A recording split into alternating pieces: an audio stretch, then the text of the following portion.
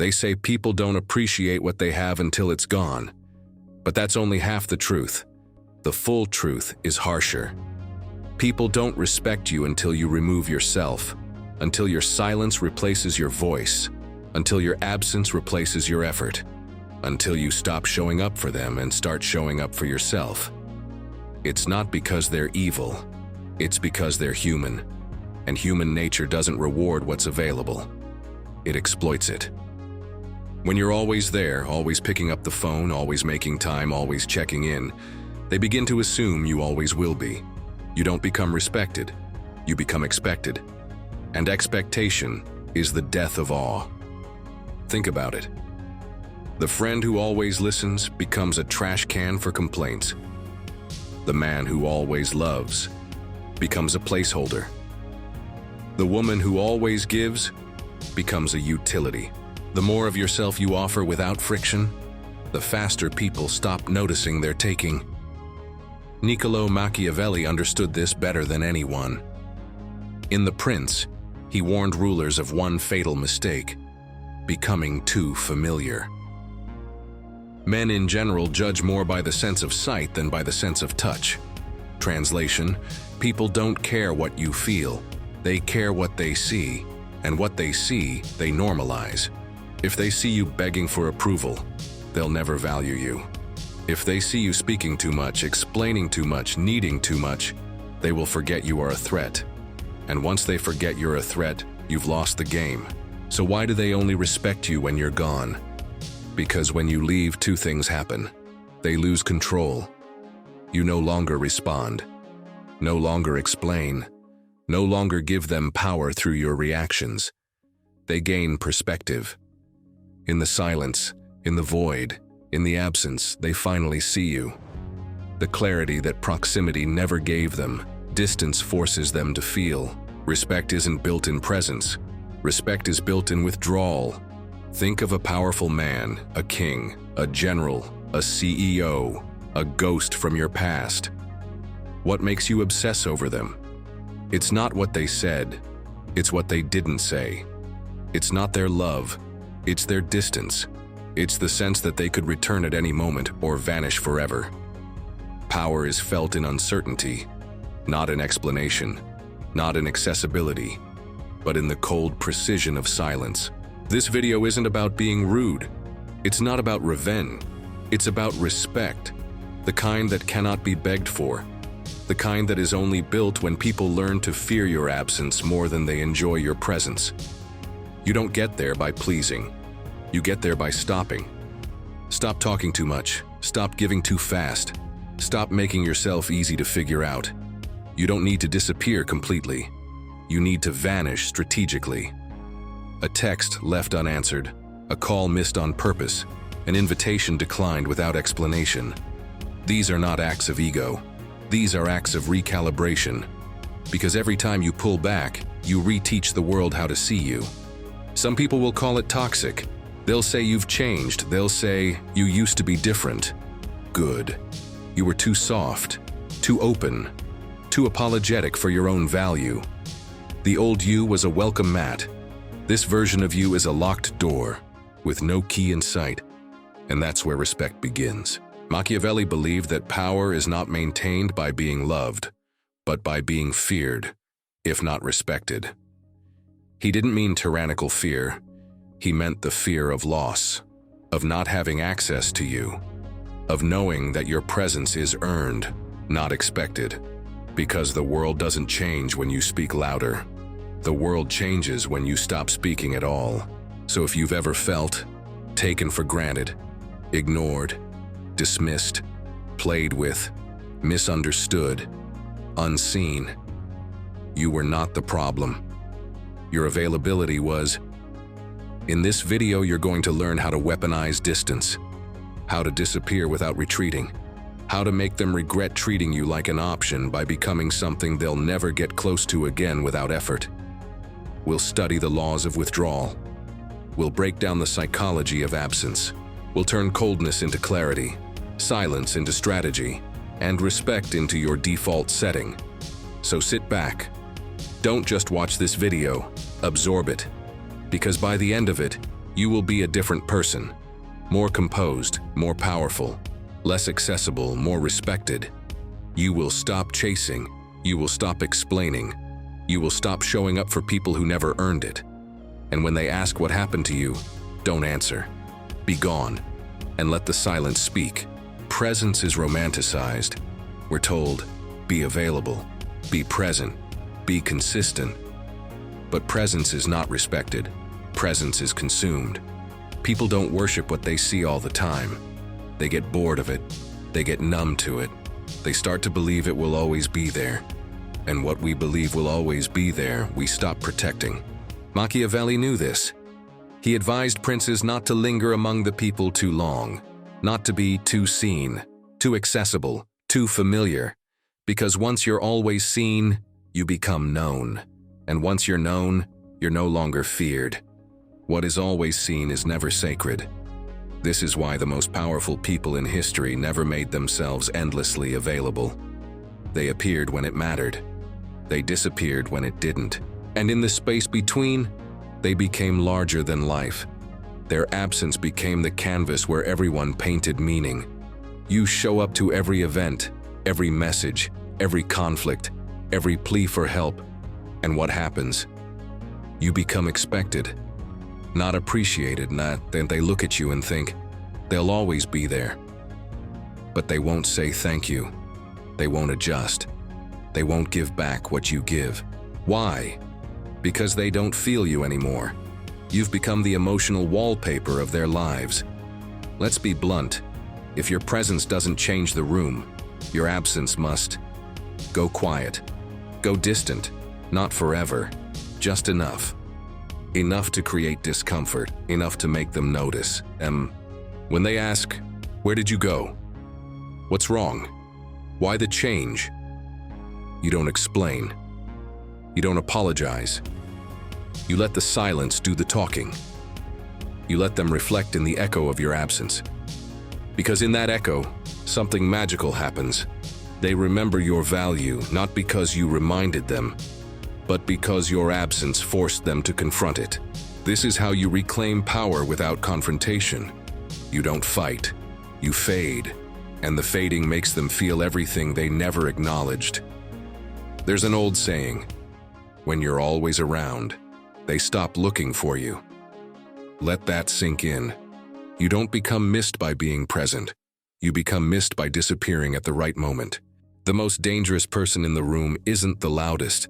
It's the one who can leave without warning, without begging, without burning down the room for attention. And when they leave, everything changes. People remember. People wonder. People respect what they no longer have access to. So your mission is simple. Stop trying to be unforgettable through presence. Become unforgettable through absence. The moment you start explaining yourself, you lose leverage. Not because explanations are weak, but because most people don't deserve them. They don't listen to understand. They listen to assess. To see how much of yourself you're willing to hand over. And once they see you'll over-explain, they know they own you emotionally. Machiavelli didn't trust words. He trusted action. He trusted perception. He understood that power lives in what's left unsaid. He warned rulers against trying to justify their decisions to the masses, because justification invites negotiation, and negotiation weakens control. So what does that mean for you? It means stop trying to be understood by people who benefit from misunderstanding you. You don't owe them closure. You don't owe them explanations. You don't owe them comfort. You owe yourself clarity. And if that clarity means becoming silent, so be it. Here's the truth. When you explain yourself, you're trying to be liked.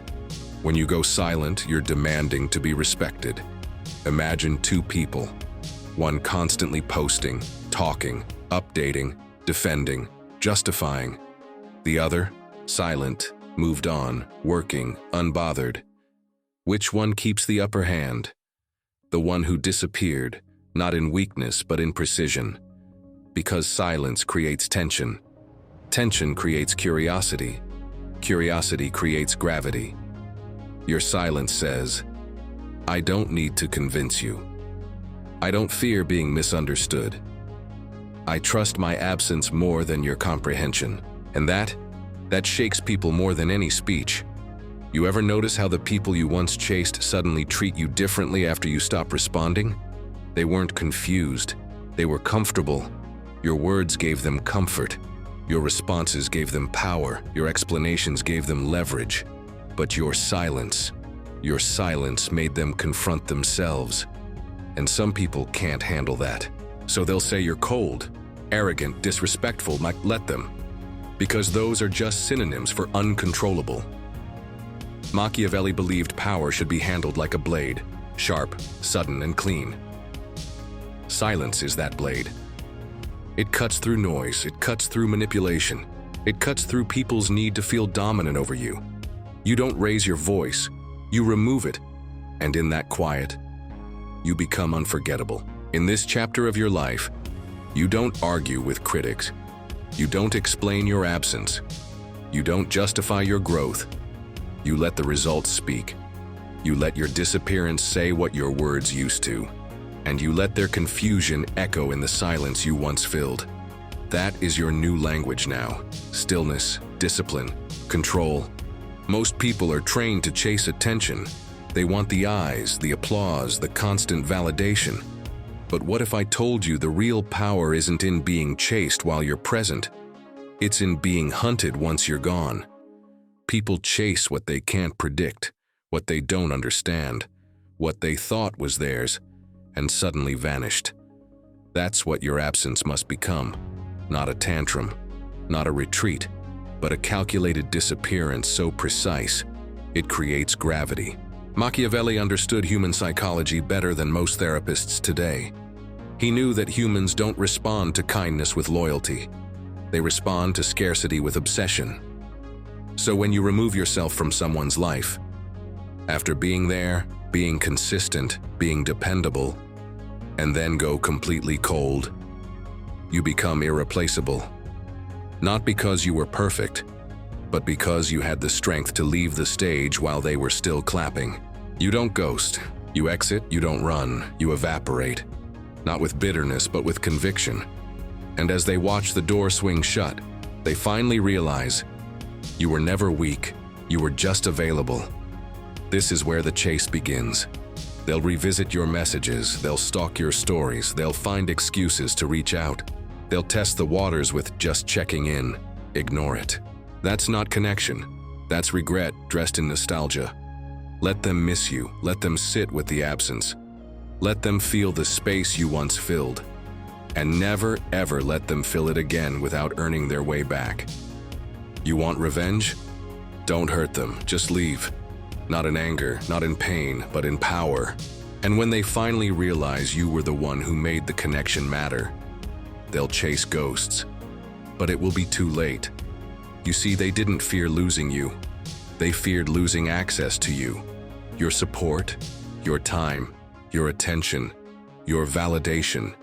Once that pipeline dries up, they start to realize they were never your equal. They were your audience. So stop trying to be understood. Stop trying to be liked. Stop trying to fix what they never intended to value. Be still. Be gone. Be untouchable. Let your absence haunt them in a way your presence never could. Love is soft. Love is warm. Love is beautiful. But love alone doesn't make people behave. It doesn't make them loyal. It doesn't make them respect you. Fear does. Not the fear of violence. Not the fear of your anger. But the fear of losing access to you. The fear that you might walk. That your silence might replace your support. That your absence might echo longer than your presence ever did. Machiavelli said it himself. It is much safer to be feared than loved if one has to choose. Why? Because love makes people comfortable, and comfort kills vigilance. When people love you, but don't fear losing you, they'll betray you softly. They'll lie slowly, forget you gradually, step over your boundaries without realizing they've done it. Because they assumed you'd always forgive them. But when people fear your absence, they check themselves. They think twice. They hold their tongue. They value you differently, not because they want to, but because they know your presence is not guaranteed. Think about it. Who gets the most respect in any room? Not the one who's always smiling, not the one who's liked by everyone, not the one who's easiest to talk to. It's the one who could leave without warning, and the whole room would feel the change. That's not love. That's leverage. And leverage is built through one thing: your willingness to walk away, to leave the job, to leave the relationship, to leave the conversation. Without drama, without explanation, without returning. Because nothing terrifies the average person more than a man or woman who needs nothing from them. This doesn't mean you should be cold for the sake of it. It means your warmth has boundaries. Your love has limits. Your time has cost. Your presence must feel like privilege, not default. Only then does love transform into respect. You want to be valued? Don't try harder. Don't give more. Don't love louder. Instead, learn how to walk. Learn how to leave. Learn how to create distance without apology. Because when they fear losing you, that's when they finally start to see you. You've tried explaining yourself. You've tried being patient, being clear, being vulnerable, being the bigger person. But no matter how noble your effort, they didn't hear you. Because some people can't be taught through language. They can only be taught through loss. Words are comfortable. Words can be ignored. Words let people pretend to change without doing anything. But distance demands a response. It doesn't beg. It doesn't plead. It doesn't repeat itself. It just disappears. And in that disappearance, everything starts to shift. The moment you go quiet, they stop sleeping well. They start rereading old messages. They realize they never actually knew what you were capable of until they could no longer reach you. That's the real lesson, not in what you say, but in what you remove.